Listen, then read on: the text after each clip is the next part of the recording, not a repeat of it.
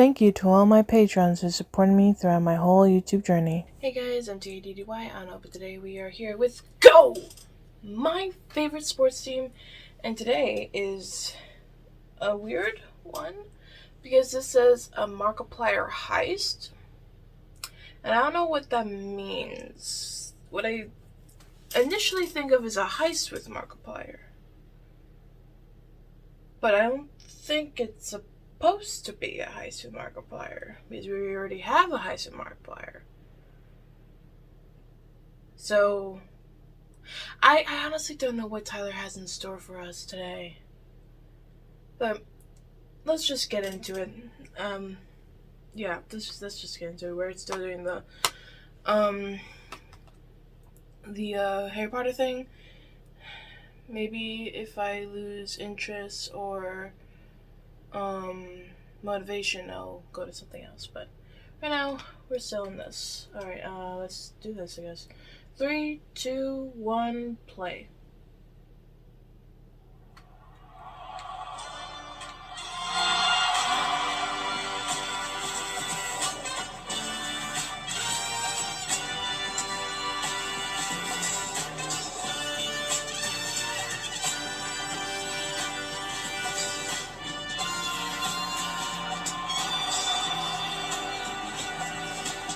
Hi, welcome to Go.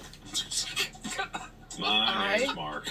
We're here today to learn about sports. Why do you sound like that? Yeah, it is that. This is the fastest, most short intro you have ever done. What do you mean? It's all about efficiency. You can't be, lollygagging around when it comes to sports talk. You just get in there and then you get out and you go home and that's it. There's a lot more to it than that, and I think you should know by now, since we've covered so many different sports, that it's more nuanced. Oh. Man, that's the first time I've said that word in a while. God, no. Nuanced? No, we're not here about the nuances. We're here to talk about sport fails. Where's the sport fail compilation? I want to see people's legs being twisted into pretzels. I want to see people falling all over each other trying to get a ball, slipping and sliding, just being total goofs. We can do that, just not today. Oh, okay, fine then. Well, what are we doing today? Today, we're going to be doing the skiing primer, the one that people yelled at me about when the snowboarding came first. Like, oh, you did snowboarding first. Well, now I'm doing the skiing one to appease them. Why isn't this called the skiing way primer? to do the sporting primers is to go chronologically from the very first sport ever done to the most recent sport, and then we would never get anything interesting or popular, ever. You're right, because most of the ancient sports no longer really exist anymore. Some of them do. But that's what people wanted. They want to go in chronological order, because how dare we do anything in the way that we do it, so we gotta get down to business and move forward. Yes, exactly. Exactly. You know what? Actually, here's an interesting thing. I have a question for you. Okay. You know the name of this podcast, right? Yes. Yes. What is your favorite sports team? My favorite sports team? Yeah, what's your favorite sports team? Yankees! I mean, it depends on the sport, depends on the variation. No. We've been doing this podcast for a while now, and we've never answered this question. There's never been a Jacuzzi about it, but I am Jacuzzing you from the bottom of my soul. What is your favorite sports team? I mean, I guess the one I follow the most is the Cincinnati Bengals. Is that your favorite, though? I mean, over the years, when I was little, it was the 49ers. I guess it would be the Bengals. The Bengals. Why, though? Out of all the sports teams out there, why the Bengals? Even though they They're haven't on the always home been kind to me. team. I grew up... single you personally? Is that what you're trying to insinuate there? That's how sports fans view things. You know, they win. Ownership hasn't historically done a lot for the fans, at least in my lifetime. But I think it comes down to my family. So my uncle always had season tickets growing up. Like, my uncles went to the Freezer Bowl that happened in Riverfront Stadium. So, like, it's one of those things where I've been able to go to games since I was a really little kid. And to be able to go and watch people like Corey Dillon and Carson Palmer, John Kitna, like Takeo Spikes, a bunch of these athletes growing up, and I grew up, playing backyard football. It just, for me, there's a lot of fond memories around it of just spending time with loved ones. Mm-hmm. And being able to enjoy and commiserate in those fantastic moments, and also sad moments where your team just really sucks. Like the Neo-Rackers couldn't buy a field goal for a year. Yeah. But then one of my favorite memories from the Bengals is when I went to a Steelers-Bengals game, which, if you don't know, that's a huge heated rivalry, which I know you know, but the audience might not know. It was cold. It was December, and I only had one winter coat, and it was black and yellow. And so I was obviously cheering for the Bengals, and the Bengals ended up winning with a field goal in overtime, I believe. And then as we were leaving, a bunch of Steelers fans were like, yeah, it doesn't matter, we're going to the Super Bowl, woo, go Steelers. And I didn't know any better. I thought this person was like congratulating us on the Bengals, so I got like fist bumps and all kinds of stuff. When the rest of my family are in Bengals colors and I'm wearing my winter coat, and my dad and my uncle still find that to be a really funny story. I was happy the Bengals won, and then I was happy people were like high-fiving me and stuff. Yeah, that's really cool. It's like tied into a my lot dad of has memories that about family type of coat, and but it it's not says always Steelers the on good it. memories that make something your favorite, and that's what I think about a lot in many things outside of even sports and stuff. It's like, if something was good and the best and just winning all the time, that might not necessarily make it your favorite. In fact, that probably garners a lot of hate. It's why Tom Brady, being the best player of all time, it's just because he wins and wins, he wins, he's not your favorite, though. Because even though he should be, by all statistical counts, should definitely be your favorite specifically. Excuse me, death is coming to claim me. I think Tyler's force choking me through the radio. Anyway, I inhaled my own spit. I wasn't done. I was making another point. Oh, okay, go on. It's just like, you take the good with the bad. So, like, in relation to a lot of things in my life that I really, really enjoy, it doesn't mean that it wasn't extremely hard. It didn't always have, like, positive emotions. And those experiences in the sports teams, it's about the journey through their rise or fall. And I think that's what sports is about, that I'm learning anyways, like seeing the rise and fall. It's great to have one year where your team just wins everything, but it would mean more if the previous years were tumultuous, difficult, struggle, like hard work, really digging deep, and then performing incredibly. I think that was why it was great to see the Bengals succeed and go to the Super Bowl last year, because it was after how many years? 30-something? 35-year playoff drought? Something like that. And like seeing after that long drought, and then all the pride in Cincinnati, even though they didn't win, it was a close game. I didn't see it. I didn't watch it. No. Yeah, you were on a plane, even though planes have live TV now. I don't watch that. I was busy. It was something else. That was probably writing the movie that you're working on now. No, that was a long time ago. I was thinking about space at that time. But yeah, it's just like, it is about the journey. So for everyone out there who has their own favorite sport or sports team, like, look, you're losing right now. You're down. It's an off year. Tyler is your Tom Brady. Everyone listening, he's the go to the podcast. He's just nothing but wins and wins and wins. But he's gonna get his. He's gonna get his comeuppance. He's gonna retire eventually. The audience has had plenty of accuses where they've had wins over me and being like, oh, this, like, when I didn't pay attention and didn't update the Major League Baseball rule set to the fact that they started doing universal DHs in both leagues. When I did the baseball primer, I got that wrong. Because I was hopeful that it wouldn't change. Mm-hmm. Or the hockey people yelling at me for whatever reason because I didn't understand icing or talk about specific things that they wanted me to talk about. Mm-hmm. Like, they've had their wins. They've corrected me on things.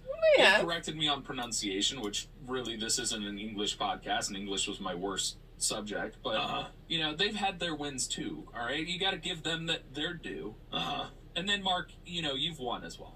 I've won? What have I won? You've made me laugh. You've definitely asked questions that have thrown me off, and you've definitely beaten me in March Madness brackets last year. Not this year, though. Interesting. That doesn't feel like winning, though. That was just destiny. That was just fate. You're like, I'm just picking this, and it worked. Well, in that vein, I'm taking over the podcast today. Whoa! What? Oh, we're not talking about skiing. Get wrecked, everyone who was hoping for it. It's not happening. Not today. Not on my watch. Because Why? I have some things to talk about in the world of sports news. Okay. You? All right. I am intrigued. This is a first, everybody. Yeah, This is a very much a first. first. Yeah, wait, which one? Let me. I didn't plan for this. I just decided this right now that I'm going to do this. Oh my All right, God. I've got a Jacuse then. Oh, what? The ghosts of myself are possessing me. Okay, interesting. This is a strange episode, everyone. I don't know what's happening. This is a weird episode, All right, I man. got a Jacuse against the audience. Ooh. Specifically, Zandy Danzy over on the Discord. Okay. Zandy Danzy, that's made up. Zandy Danzy decided to say, I'm a pro wrestling fan, and I highly doubt they will do anything wrestling related. Maybe amateur wrestling, since both Mark and Tyler have talked about it in the past. And I say, excuse you. Amateur. Amateur. Amateur wrestling. Amateur wrestling. You mean the real sport of wrestling? The one where they go to the Olympics and compete and not do sports entertainment, which would be the fake wrestling? Is not a sport. It's entertainment, and it's glorious, and they're insanely athletic, but still, to call it amateur? Excuse you. You need to enter the ring of real wrestling. Get thrown to the ground, pummeled in the face with cross faces, choked to death, maybe. Probably not. That's the other wrestling. But pinned to your back and forced to fight up against some of the greatest wrestlers of all time in real wrestling. Not this amateur bullshit you're calling it. The real stuff. Wow. Mark and I both did the real wrestling. It's no amateur bullshit about it. Well, actually, I would think that junior high and early high school wrestling would probably be considered amateur wrestling if we're going to be perfectly honest about it. You're right. But the Olympic level wrestling, that's the true professional wrestlers. Yeah, exactly. All right, Jacuse is expelled. All right. Then I've got some Jacuses if you want to keep going on the Jacuses. If you want to Jacuse, I already Jacuse the audience, so. Yeah, a remarkable bar 3337 said, "Where's the video?" I've been forced to simply imagine Tyler and Mark's handsome faces as they discussed sports from every angle. Thank you. When I saw that the podcast was going video, I was excited. However, it still hasn't happened yet. So when is it coming, lol? Wait. I feel like this Jacuse is directed towards me, even though I'm not the one that's stopping it. Oh, whoa. Wait a minute. Hold up your phone here. I'm not stopping it. What are you talking about? You're just occupied making a movie, and the movie needs all of your glorious soul that it's stealing through the camera lens that some people believe in. You already know I have a camera here I could turn on at any time. You're the one that didn't want to use the online software to be able to us to have the video to talk to each other. It's your fault that we're not doing the video. Hey, hold on, I asked you specifically when this whole thing started if we were going to start video, and you're like, oh, no, let's wait a little bit till I get back. And I'm like, I never got offered the software. You never said any word to me about doing anything with the software. I don't even know what it is, but I'm busy making a movie. You could look into the software. It's not my fault that you don't know how to use it. Anyway. So, it's all Tyler's fault. That's why there's no video just yet. But we literally could start at any time. There's not much difference between doing it and it's not pure laziness. We're both very busy. Yes. Yeah, exactly. I know you guys are both. There's been a lot of good Jacuses lately, but we could make a whole episode of just doing Jacuses, and I don't feel like we should do that. You should definitely do that. Very thorough JQs about war in sport, which is something that we could talk about, because Fearless Pick 9519 said, I'm not exactly sure if this counts as a JQs, but since Tyler hasn't mentioned it over the course of multiple episodes where I feel as if it may have been relevant, as of the weather environment episode, maybe it's come up since then, I feel as if it is my responsibility as a scholar in the subject to bring it up. Around the time of December 24th to 25th, 1914, on the Western Front, the Imperial German Army, British Expeditionary Force, French Armée de Terre, and others laid down their arms in spite of their officers' orders and engaged in various festivities on the battlefield. To keep it short, the portion of these activities which are actually relevant to this podcast include impromptu games of football, soccer, in which the respective armies would face each other not on the battlefield, but on the field of play. Often lacking the necessary equipment to play the game, soldiers would substitute cans of corned beef for balls and lay their jackets upon the ground to serve as goalposts. The games were friendly, a stark contrast from the soldiers' dreary and excessively violent lives in the trenches. This perhaps constitutes one of the most fascinating and edifying events in the history of sport and humans alike. If I may humbly suggest a future topic for the podcast, war in sport may be one with much potential. This could, of course, include sports teams inside the military, international war games, war imitating sports such as paintball and airsoft, or sports such as lacrosse, which some scholars suggest were developed to prepare men for warfare. Is that true? I mean, technically, there are a bunch of war games and sport-like activities. No lacrosse. Oh.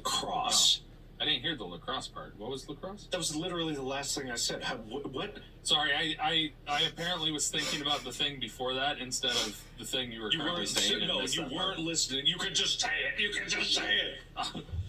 You could just say it. All right, I wasn't paying enough attention when you spoke about that part. That's not what I said you could say. You weren't listening to me. Because I was listening, I just... No, all right, anyway. All right. I wasn't listening at the tail end. I don't care anymore. No, this is a subject that some people may know about and others may not. I think I've heard of it. It's a true event that occurred in World War I, and there's been Christmas Day. Yeah, there's a few dramatic reenactments of it, and it's almost like a short film about this thing.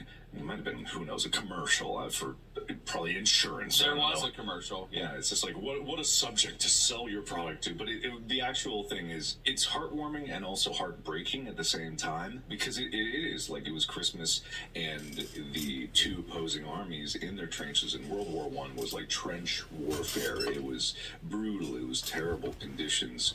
But to think that humanity peeked through despite it, all of these people in charge back in their home countries, back in their comfortable places, ordering war to occur, and these soldiers on the ground took a moment to actually risk their life by being like, can we talk? Can we talk? It's Christmas. Why not?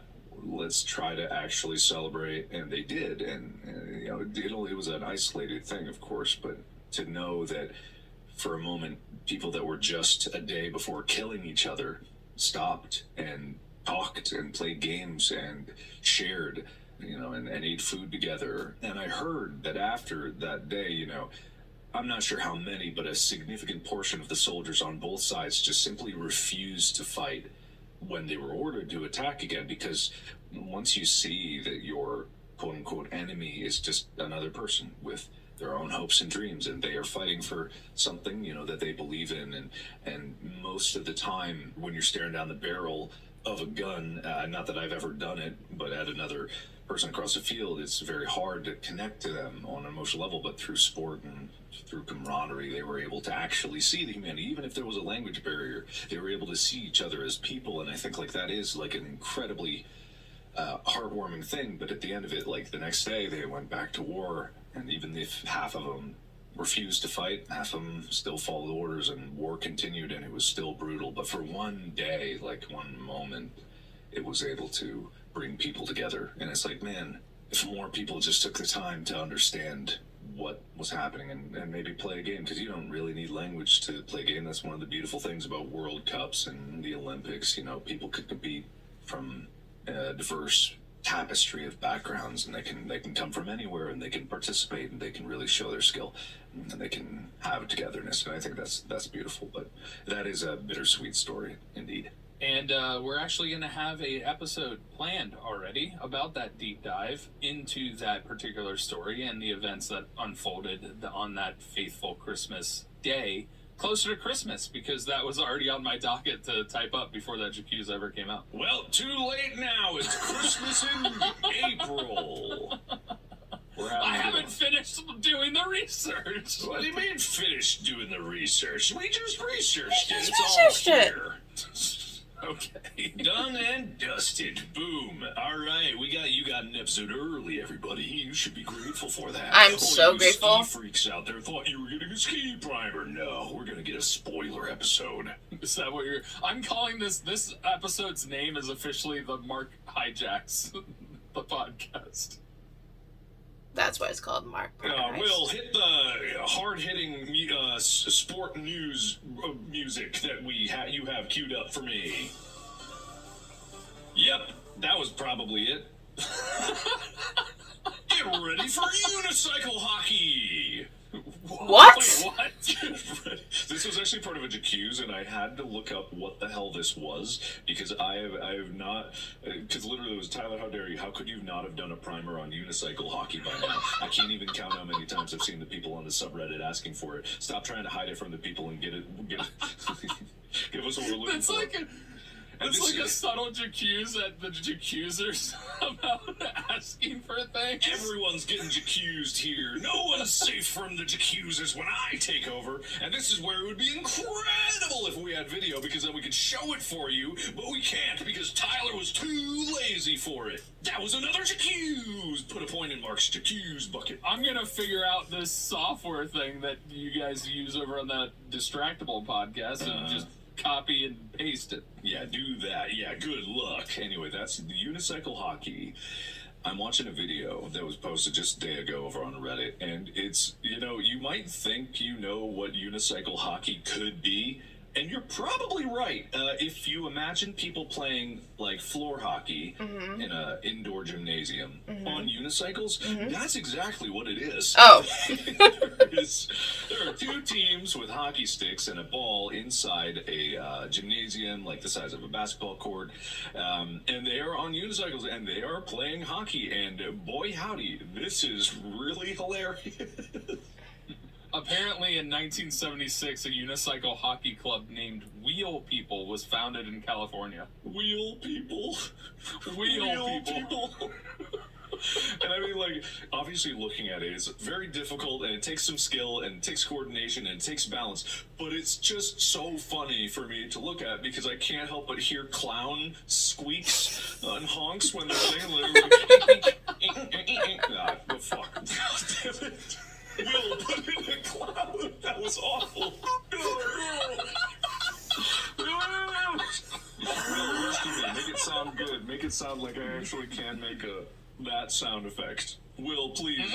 I'm good. Oh my god, that's worse. That was worse. Why is it so hard to make that sound effect? It's not. It's. I'm trying to.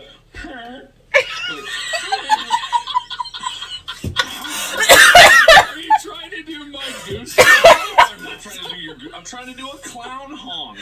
Why did you? No.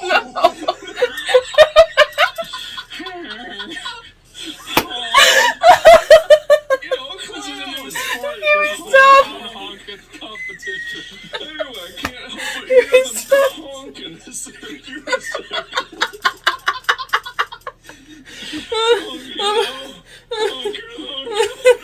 You know what? If I could add an adjustment to this sport, I think they should all have to dress up as clowns. Yeah, exactly. While playing. And the honks are a clear distraction. They attempt to make each other laugh so that they fall over. No, it's the first sport that you don't need to speak. You can speak in any language because your signals is all through honking your nose. So you have to, anytime you want to communicate, you gotta honk your big clown nose. And then somebody accidentally high sticks and honks the nose. It's like, everybody get down and we're doing the secret play. It's a tactic to mess with your team. You initiate honks. Call it inverse honking. A forced honk. You're cycling next to the other person, you just reach over and start honking their noise in weird Morse code patterns. Unnecessary honking. Offense. 5 honk penalty. Alright, anyway, so that's apparently unicycle hockey, and it's a real thing. I didn't think that it was, but my god, that is real. So apparently, I just quickly looked it up. Any stick which is legal in ice hockey, other than that of the goalkeeper, can be used. Mm-hmm. And then there's a maximum size for like the wheel of 24 inches. Here comes Tyler with all the statistics he has to get. Oh, I know everyone listening was burning to know what the wheel diameter limit was. People were just, ooh, where was it? Who cares? So it's actually interesting. The first European championship for the sport took place at the European Juggling Convention in Birmingham. Of course it was. It's just the clown school. That's all it was. And World Championships took place in Unicon, Minneapolis. What is that? The 7th in the United States. In 1994, it was the first World Championship. Right. You know, what would really innovate this is if it was electric unicycles. Oh my god. That would be deadly. Oh. That would be insane. You would have to actually wear hockey padding or even heavier padding. Yeah, because in lacrosse, they do have almost like football pads, right? Yeah, very similar. I think they actually cover a little bit more, but they're a little bit thinner. It's different. One of my younger cousins played lacrosse throughout high school. So. Is lacrosse a full contact sport? For men, yes. Interesting. I think for women really too. It's interesting the difference between men's and women's lacrosse. And frankly, I is there a think difference? they should be the same. I remember just like two people in my class played lacrosse, one for the women's team and one for the men's team. There's lots of things that they just do for the sake of doing it. I understand certain aspects of it. But for women's lacrosse, they don't wear full body padding. It's still full contact. They still collide and stuff. But they only have like these weird wired like eye protectors so that the ball doesn't go in their eyes. Fascinating. The ball's exactly the same. Still a hard metal cord rubber ball. Crazy. For those of you who don't know, we talked about a while back on there was electric motorsports that we were talking about a little bit, but there's electric unicycles exist. I actually bought one and I never took the time to get good at it. I got so busy with other things, but I was able to ride it a little bit and make some turns here and there. Those things, some of them can go up to 40 to 50 miles an hour. And I'm not joking. Wow. They can go that fast. And these are consumer level, well, they're high-end consumer level things, but you can get them, you can buy them, and you can wipe out at 50 miles an hour with nothing but the padding you have. So if this was electric unicycle hockey, then that would be a much more aggressive, engaging, and intense sport, but also much more likely to injure yourself and other people. Because there's just annihilating. Apparently, in August of last year, the fastest in the world electric unicycle launched with top speed of 87 miles per hour. Oh, God. Which I imagine it might be even faster now because it's been a year since then, but it seems to still be claimed as the fastest in the world with that high speed. I just, like, there's so many different ways. Oh, God, what is ski biker cross? Oh, there's so many things, Mark. What is ski biker cross? That doesn't make any sense. What is that? We're going to talk about everything before we get to skiing. We're going to talk about every possible configuration. I have to show you what this is. This is, what in the frick is this? It's like... Oh, yeah, I've seen this. It's oh my god, it's a different version of skiing. God, skiers are gonna be so mad. Alright, we gotta talk about ski biker cross.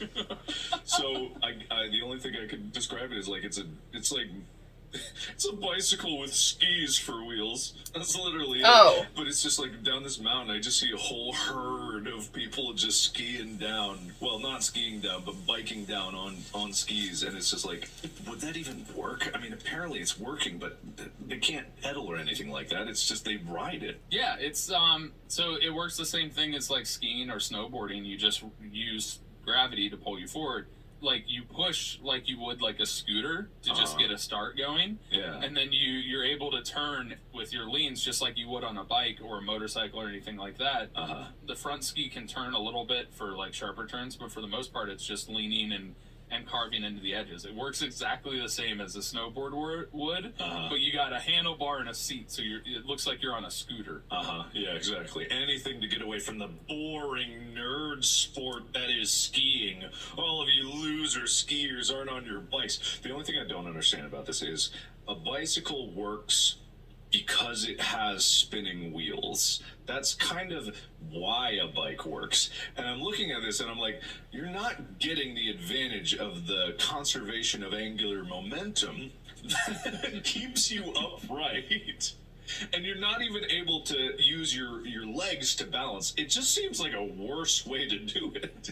It seems like a really, truly terrible way to go down a hill, because every single clip in this video that I'm watching, they crash. They crash in every single one of these. There's someone crashing, and I'm like, yeah, it makes sense, because you can't control it. There's another one wiped out there. There's another one wiped out there. There's another one wiped out there. It's just crashing. You know, it's for the extreme sport enthusiasts who want to make things difficult. The BMX bikers wanted to be like the skateboarders when they went on the slopes, so they're like, oh, I'm going to make a ski bike. Yeah, exactly. It is really, really funny, because I don't know if there was ever any thought process into the actual reason why bicycles. For those of you who don't know and haven't been in like high school physics, the reason a bike stays upright is because of a principle called conservation of angular momentum. And I'm going to look up the definition for us so I don't look like an idiot. I mean, basically, you have two vertical gyroscopes. One you're constantly powering by your pedals. Okay, I was trying to dumb it down for them. Is gyroscope not dumbing it down? People, you think the average person knows what a gyroscope is? I think I know what a gyroscope is. A lot of people out there, I'm talking about the average person, a gyroscope is basically a spinning disc, and it can stay in its axis of spin. It's perpendicular to the axis of spin.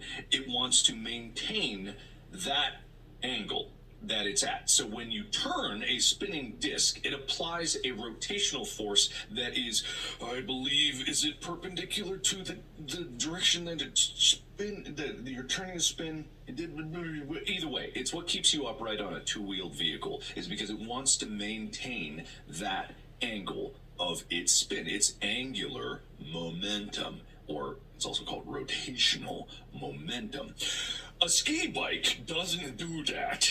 It doesn't spin. There's no gyroscope, so it no one stay up. In fact, it looks like the two front and half turn in different directions. So I think it's just... Wait, no, that can't be true. It looks like it. I don't know. Maybe it's just when they wipe out, it just so happens to turn in different directions, or maybe the back one is stable and the front one isn't.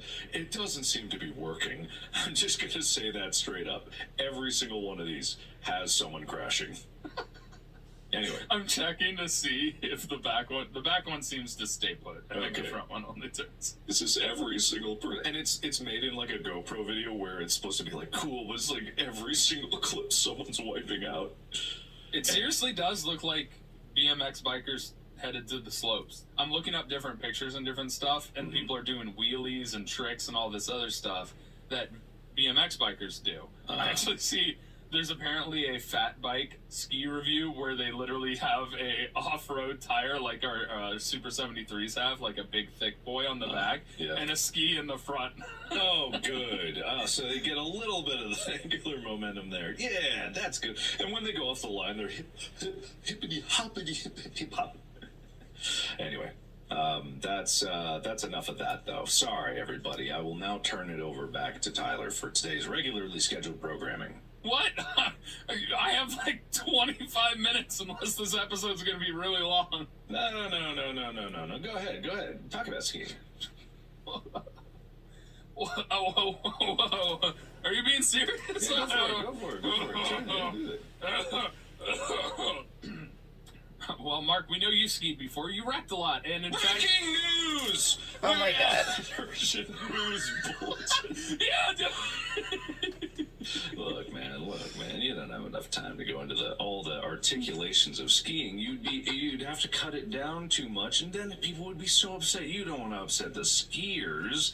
I know, they'd be like the hockey fans all over again. Yeah, they all of their sweater vests and their scarves and their mittens and whatever else they have in their trust funds and their country clubs and you don't want any of that.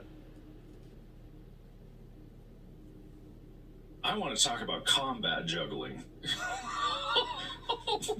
What is that? There's so many sports I have written down to cover at some point, and you're just like, this is interesting. I want to talk about this now. What else are we going to do? Oh, I'm sorry, you're trying to ration out when I see something called combat juggling? Is that, I'm sorry. All right, have you seen car jujitsu? Car jujitsu? That's a thing? No, I have not, but I'm going to share a video. I'm sure, okay, if this is all on your research doc, were you really going to make a whole video about combat juggling? Listen, I had plans to give you notes to go over things and try and convince me whether it was a sport or not.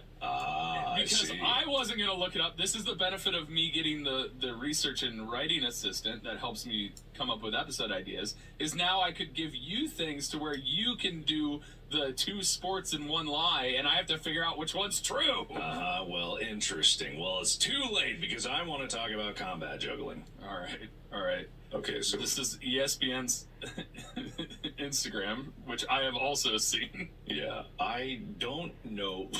Someone got bonked on the head in the other team, so it's two jugglers, right? No, it's two teams of jugglers. Oh my God, there's all of them. Yes. So they're trying to juggle and then interfere with the other one catching it, but I can't make out what the actual rule is for when and where.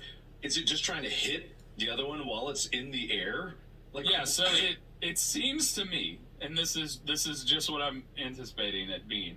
They start off like dodgeball. They're on both ends, and they have to juggle the entire time. And the goal is to knock out opponents of the other team by making them drop their juggling. So you cannot stop juggling at any point in time, which means when you have to go on the offensive, you throw one really high in the air and are like trying to hit the other guy's juggle piece to then make them not be able to continue juggling, and that way they are out.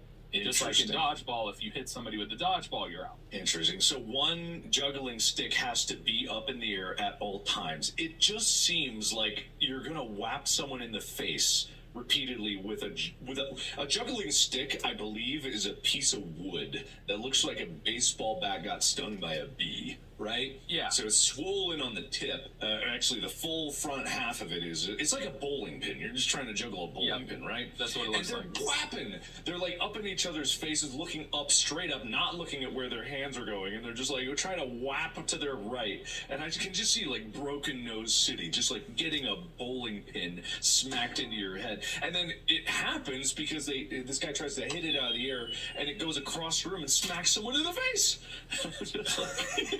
My God, this is an incredible sport. I wonder if there's like, you know how hockey has the hat trick for scoring 3 goals? Sure. I wonder if there's like a trick that if you hit the other person's pin and it knocks out 2 of the other teammates, it's like a juggle trick or something. Yeah, I don't know. I mean, I would guess you could just have like a kamikaze attack where you just throw all 3 of your pins as the other team is in the air, and so you're just like, oh, and you go down, but you get 3 others out at the same time, right? All right, guys.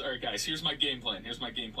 I'm going to just throw all of mine in the air and just tackle them all in a single file line. Just bam, bam, bam, and we'll win. You know, it could be an interesting thing where they all have 3, right? But what if you have like your juggernaut and they've got like 6 up in the air? It's like, oh, there's so many chances. It's just like you got to knock out all. You get 1 with 6, and then the others have 3, and then they can like use it like a machine gun and just. See, I still think that's a disadvantage because once 1 hits, you've failed at juggling the amount you have. Oh, interesting. So you have to maintain the amount, or is it like Mario like kart where you have to have 3 balloons? You have to pop all the balloons. I would imagine it's when 1 hits the ground. But an interesting strategy would be to pass your juggling pins in the course of combat to a juggling teammate to then make them juggle more because they're in the safe spot while you attack. Interesting. So I could see that working. See, this is the other thing about sports where I have no idea where people get into this, because I can see people making stuff up all the time. You see it all over the place. People just like come up with random rules for a game, and then they're like, yeah, this is a game that we're playing. But when it comes down to getting enough people that there's an actual tournament that is televised, apparently, where there's two teams doing this at the same time, it's like, how did you get the word out to all the jugglers? How did you communicate? Where is the forum of juggling that you're tapping into this body of talent from? How do people find out about this? Yeah. Clown school, Mark. Clown school. Clown It's all school. Clown school. They're Clown going to school. combine unicycle hockey with combat juggling, and you're going to be hockey juggling on a unicycle with your honky honk nose. With your, you know, you're probably not wrong about that, because I imagine all these people that go to clown school, and for those of you who don't know, clown school is a real thing. Yes, it is. It's really a is. real thing. I don't know if it's just one place called the Clown School. Clowns Without Borders.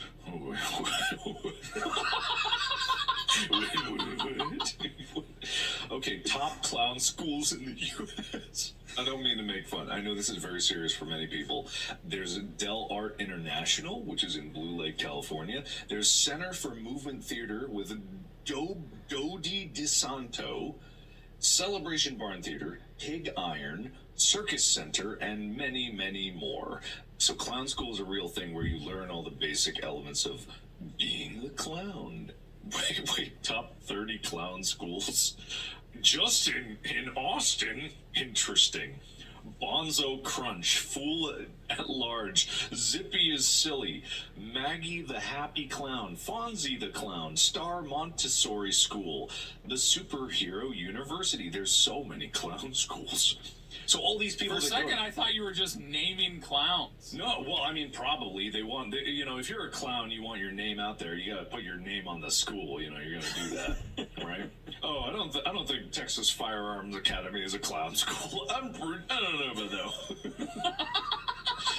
that. But all these people with clown skills, you know, clowns ride on unicycles. They juggle, and they get pissed off, and they attack each other. And I'm sure that if they can get all these clown emotions out in a reasonable way, they come up with a sport, and that's probably how they know all the people that can also do a unicycle or juggle. And that's where these sports start from. Incredible. I just found another blurb about combat juggling. Juggling martial art, where the only rule is last person juggling wins. Oh, okay. Apparently, roughly 700 people have taken part in official tournaments. At once? I don't think at once. Maybe at once. What does that even sound like? I don't know why, but I'm trying to imagine the sound of 700 people juggling all at once. Yeah, so this is on lukeburridge.com. He's an international juggler and entertainer, and he's talking about combat juggling. Mm-hmm. Interesting. You know, Tyler's talked up a lot about his writing assistant that's helping him with his stories, quote unquote. But I have my own lead researcher who helps me with coming up with incredible hard-hitting news and reports. Did you know Is it about Pam? this? I did not. Is it Pam? I didn't think so. Is it Pam? Breaking news bulletin. Will, hit the music. God, I hope that's good music. I don't know what it's going to sound like, but I know it's going to be good, right, Will? You wouldn't put Clown Brigade behind my news bulletin, would you? Yeah. No, he would never. No, wouldn't dare. He definitely did. So this is an article from the War Eagle Reader, written by Jeremy Henderson in 2013. It's called USA Today, 1896 Auburn prank on Georgia Tech's second best in...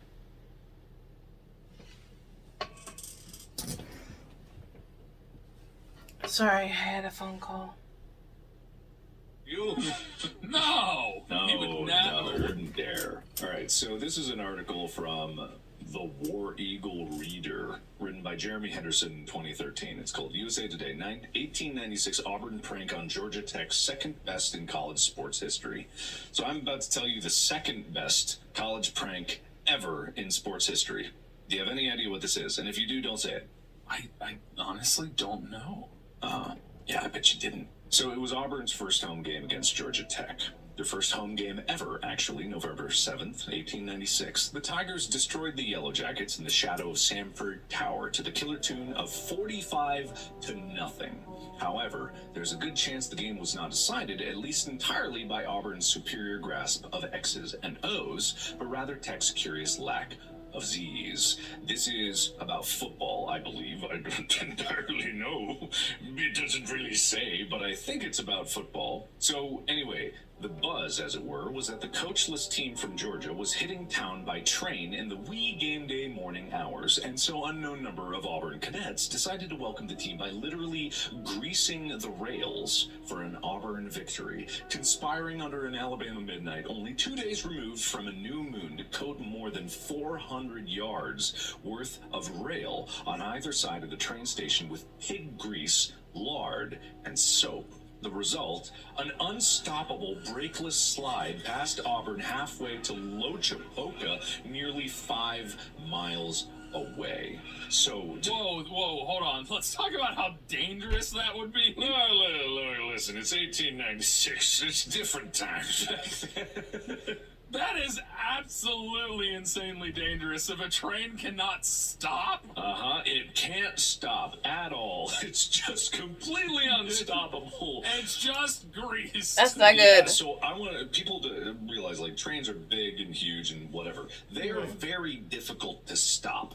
It's all about momentum. Like, who knew that this episode was going to be a physics lesson, right? Just like angular momentum, momentum in any form is kind of a bitch. It doesn't want to change. In fact, that's the whole thing. Inertia and momentum. Matter in motion wants to stay in motion. Some smart guy in the past said something like that. So when you grease up 400 yards, and 400 yards seems so excessive to grease. That's 4 football fields. It's 4 football fields long of just grease. That's a lot of grease. That's a lot of grease. Wait, where did you get that many grease? Specifically, like pig grease? Pig grease, lard, and soap. Okay, so some lard, but that's the amount of pigs. Yeah, it's actually funny because lard is made from pigs, so I don't know why they're saying the specificity of pig grease and lard, because I'm pretty sure lard is pig grease. But it might be a combination thing from other animals. Who knows? I don't know. Whatever. I'm not a lard expert here. But so this thing slid 5 miles.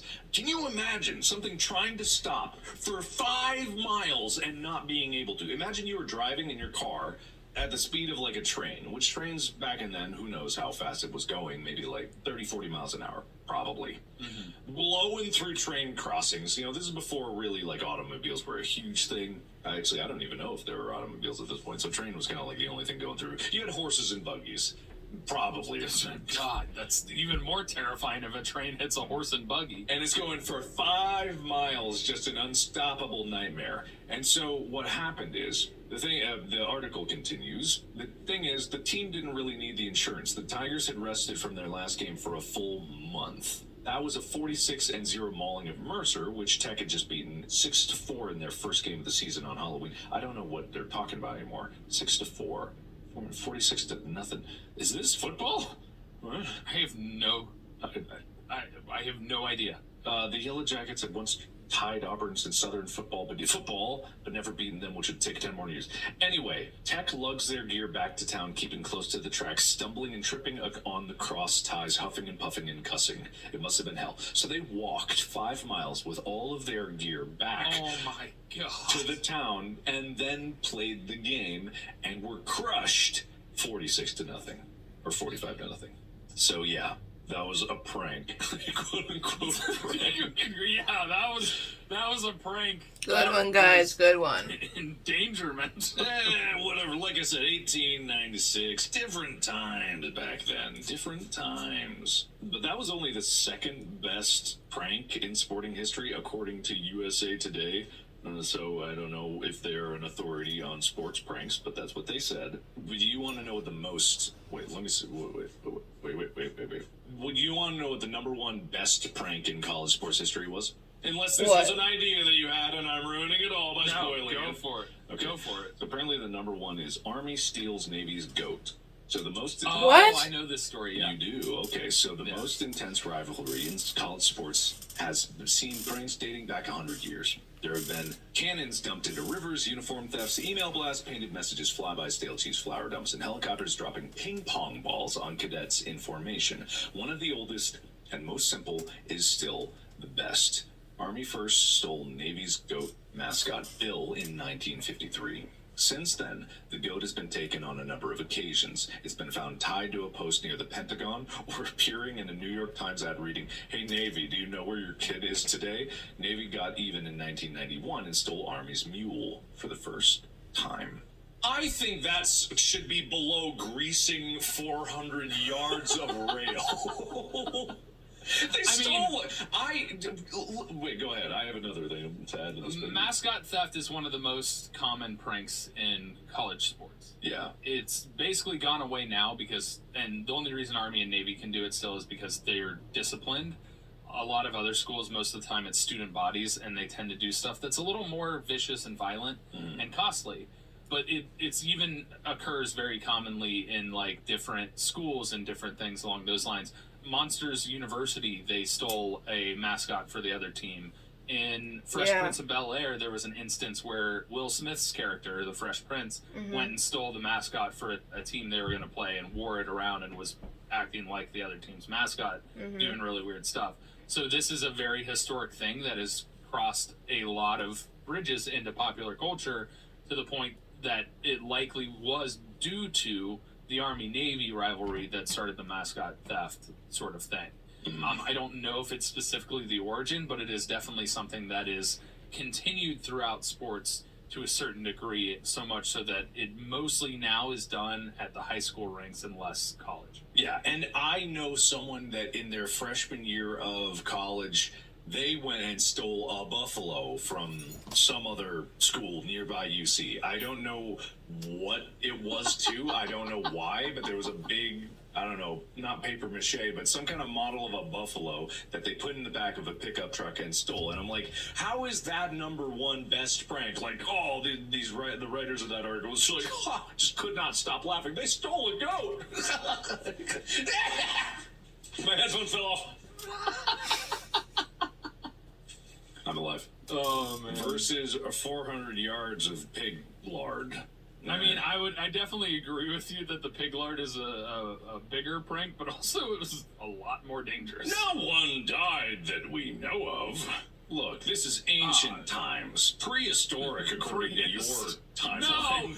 No! Yeah, pretty much. Anyway, that is all of my hard-hitting news for today. Sweet. Awesome. All right, now on to the ski primer. No! We're all out of time. Just treat it like the hockey primer and do it real quick like. Skiing dates back really long ago. You put two sticks on your feet, and there are two ways to do it. You go down a hill, or you slide your feet back and forth with your little stickies and go across the country. And that you race. There you go. Weirdly enough, we now know everything we need to know about skiing. Weirdly enough. There we are. There we go. All right. Anyway, I had fun. Yeah, I was caught completely off guard by your sudden hostile takeover. Hostile. Yeah. Hostile. But it was also a good diversion, and I got to talk about some of these things that I've been just chuffed to look at all this time. No, it definitely was really fun. I hope the audience enjoyed your hostile takeover. You know, I'm going to say it. You basically took today's episode and went, you know what GMFST needs? Distractable, Mark. No, that's not what it is. That's exactly what it is. Waiting in the wings here all along. That guy, he's an idiot. But I'm not. You're right. Exactly. You're right. Exactly. Well, if you want to find some clips of episodes or something, we have a page for that. But definitely go check out the merch store. We got pins. Brand new pins. Nice. Yeah. Store.gmfst.com. But yeah, go check those out. I believe they're just pre-order right now, but they'll be fun. Now you have stuff you can stick inside your pendant. Yeah, stick that in your pendant. But yeah, thank you, Mark. I totally was not expecting this.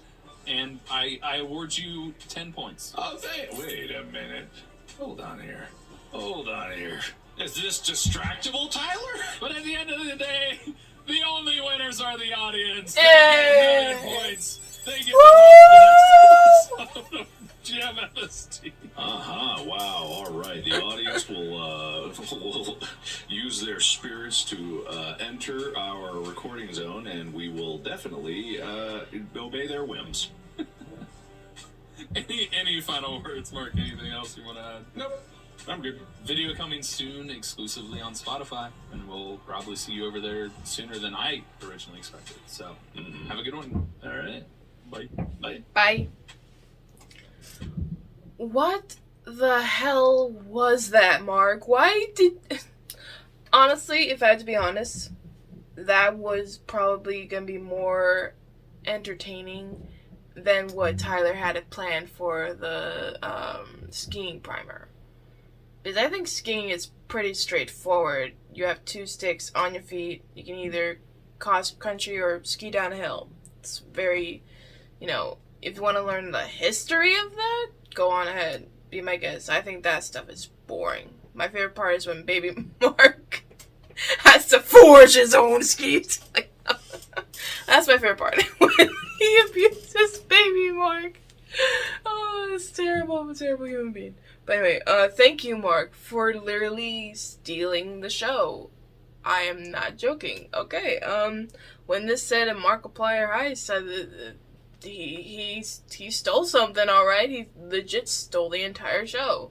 And I thank you for that, because we dodged a bullet of another boring episode about history of a sport that I'm not that interested in, because it's kind of straightforward. But I'll see you guys later. I gotta go exercise myself now. And I'll see you guys later. This has been M.A.D.D.Y. I don't know, but Mark, you sometimes you're an idiot, but sometimes you're a genius. You decide whether you were a genius or an idiot today. I think a genius, because I don't think I could stand to listen to Tyler talk about the history of skiing. God damn, that would be so boring. But I'll see you guys next time.